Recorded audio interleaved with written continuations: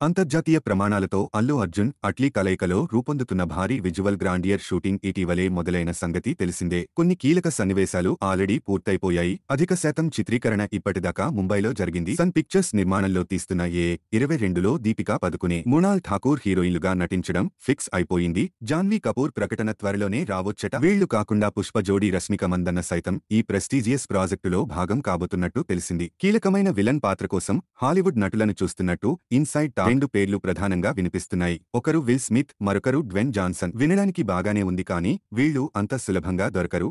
పైగా రెమ్యునరేషన్ భారీగా ఛార్జ్ చేస్తారు. ప్రొడక్షన్ విషయంలో రాజీ పడకూడదనే లక్ష్యంతో ముందుకు వెళ్తున్నప్పటికీ యాక్టర్ల పారితోషికాలు మరీ చుక్కలు దాటిపోతే ఇబ్బందే. పైగా వాళ్ల డేట్లు తీసుకుని రానుపోను విమాన ప్రయాణ ఖర్చులు భరించి మైంటైన్ చేయడం పెద్ద ప్రహసనం. స్పిరిట్ లో డాన్లీని దాదాపుగా లాక్ చేసుకున్న సందీప్ రెడ్డి వంగాని స్ఫూర్తిగా తీసుకుని అట్లీ ఇలా ప్లాన్ చేసుకున్నాడని చెప్పలేం కానీ సబ్జెక్టు అలా డిమాండ్ చేస్తోందట. ఎంత పెద్ద బడ్జెట్ అయినా అనుకున్న టైంలో సినిమా పూర్తి చేయడంలో అట్లీ ఎక్స్పర్ట్. ఇప్పుడు కూడా అదే కమిట్మెంట్ తో పని చేస్తున్నాడని తెలిసింది. విఎఫ్ఎక్స్ కోసం పలు ఇంటర్నేషనల్ కంపెనీలు పనిచేస్తున్న నేపథ్యంలో చివరి నిమిషం వరకు ఒత్తిడి తెచ్చుకోకుండా కంటెంట్ ని త్వరగా సిద్ధం చేసేలా బన్నీ, అట్లీ పరస్పరం సహకరించుకుంటున్నారని వినికిడి. 2027 సంక్రాంతి విడుదలను ప్రాథమికంగా టార్గెట్ చేసుకున్న ఏ-22 వీలైతే వచ్చే ఏడాది దీపావళి లేదా డిసెంబర్ ఆప్షన్లు కూడా పెట్టుకుందట. ఇక్కడ చెప్పినవే కాకుండా కాస్టింగ్ కు సంబంధించిన చాలా సర్ప్రైజులు రాబోతున్నాయని అంటున్నారు.